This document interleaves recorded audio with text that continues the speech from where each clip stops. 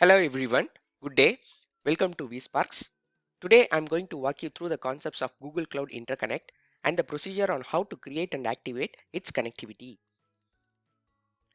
If you like this video, please subscribe to VSPARKZ channel and click the bell icon for the latest updates.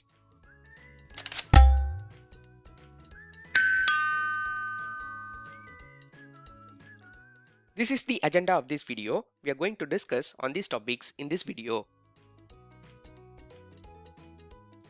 What is Google Cloud Interconnect? Let us start from the scratch. Google Cloud Interconnect provides direct physical connection to Google Cloud from your on-premises. Basically, there are two different types of Google Cloud Interconnect which you can afford for. They are Dedicated Interconnect and Partner Interconnect. In Dedicated Interconnect, you need to install direct physical cables, equipments, and connections to Google Cloud Datacenter.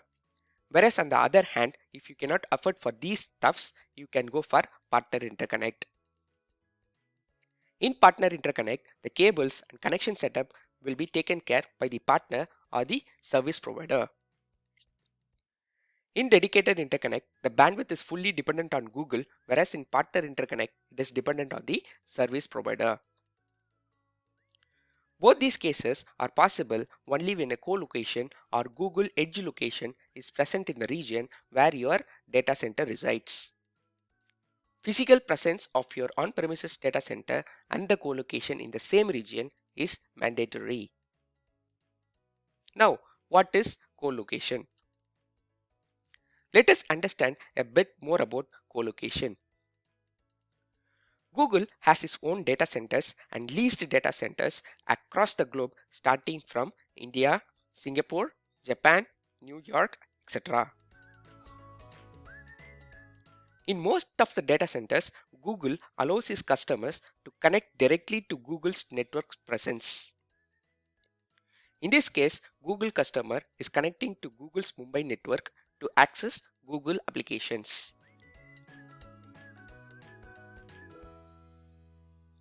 But why this connection? This is because the customers can access Google's applications with greater network bandwidth if they do so. So this location where the customer's physical connection meets Google's network presence is called as co-location. In this case, the co-location is in Mumbai.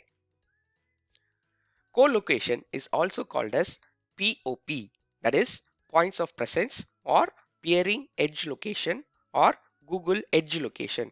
All these terms refers to the same. Now we will see more about Dedicated Interconnect. As highlighted earlier, Dedicated Interconnect provides direct physical connection between your on-premises network and the Google's network.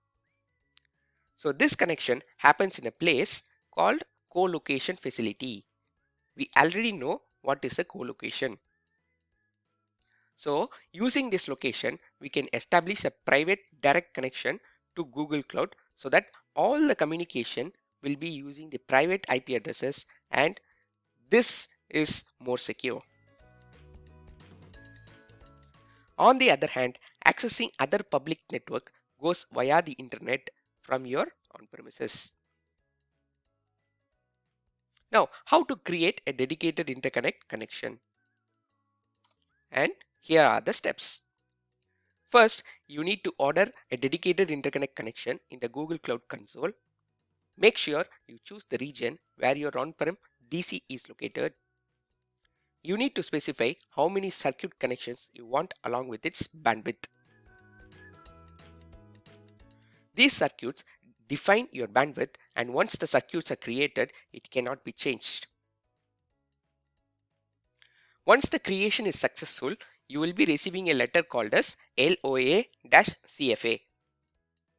That is Letter of Authorization and Connecting Facility Assignment. This letter, you need to share it with the Google co-location facilitator, and thereby they will start the connection process from the co-location to your data center. Once the physical connection is successful, Google will verify that the laid connection is working properly by checking the cable's light levels. As a next step, create a VLAN attachment for your dedicated interconnect connection in the Google Cloud console and associate the same with your cloud router. Finally, configure your on-prem router accordingly to establish a BGP session with your cloud router. From now on, your on-prem machines can reach out to Google Cloud using the private IP addresses. Now, we will discuss the same steps with the help of a layer 3 architectural diagram. First, request for a connection in the Google Cloud console. Second, submit the LOA to the facilitator, and so the connection will be laid off to the on-premises. Here, the facilitating equipment should be taken care by yourself in the on-premises. Third, Google will test this connection using a protocol called LACP, that is Link Aggregation Control Protocol. Fourth, create a VLAN attachments and associate the same to the cloud router. Fifth, configure your on-premises router. Once all these steps are done, BGP session will be established and thereby the traffic flows between the on-premises and the Google Cloud.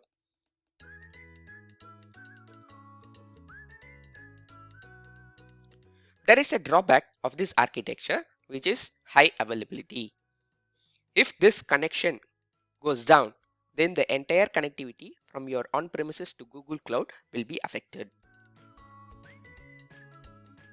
That's why, as a best practice, we should always be creating a redundant interconnect connections just like this.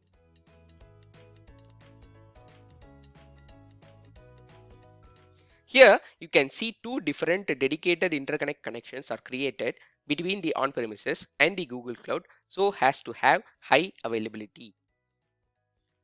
Just in case, if the first connection fails, the second one will be still available. This is the layer 2 topology for dedicated interconnect where the connection terminates in the on-prem switch instead of a router.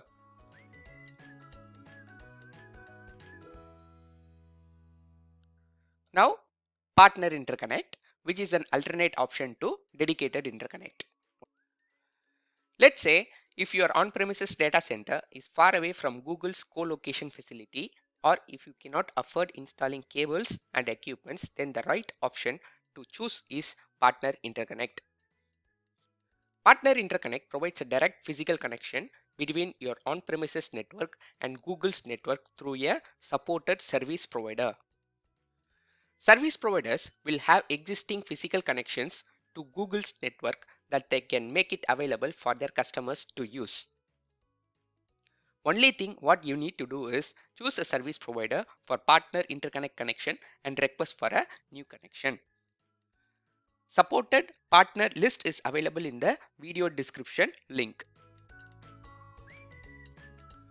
Once the service provider provisions your connection, you can start passing your traffic between your on-premises and Google Cloud. This ensures that the connection to be private and the communication will be using the private IP addresses just like your dedicated interconnect. On the other hand, accessing other public network goes via the internet from the on-premises. Now, how to create this Partner Interconnect connection? Partner Interconnect creation process is a bit different from that of a dedicated interconnect, but the end goal is same in both the cases. How to create Partner Interconnect? And here are the steps. First, you need to create Partner Interconnect connection along with the VLAN attachments. Record the pairing keys at the time of creating VLAN attachments. Second, share these keys to the supported service provider along with the details like region to be used, bandwidth, capacity, etc. Third, once the service provider configures your connection, you should activate the same in the Google Cloud console. Fourth, associate the VLAN attachments with the cloud router and the VPC network. Fifth, configure your on-prem router to establish a BGP session with the cloud router. For layer 2 network, you need to configure your on-premises network. This is must. Whereas for layer 3 connections, no need for on-prem router configuration because the BGP session is going to get configured and established in the service provider network itself. Layer 3 connection is not recommended for Partner Interconnect.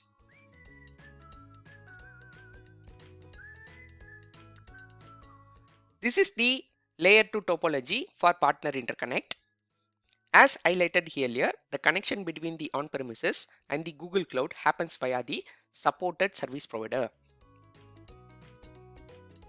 Here, the BGP session is established between the on-premises router and the cloud router. This architecture lacks high availability. As a best practice, we should always create a redundant interconnect connection just like this.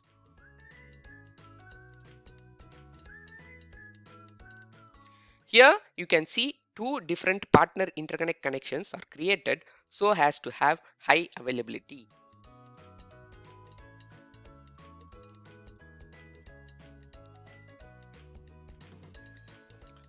As discussed earlier, layer 3 topology for partner interconnect is not recommended. Well, that's it for this lecture. This is the summary that we have discussed so far in this video. Thank you from VSPARKZ and thank you for watching this video.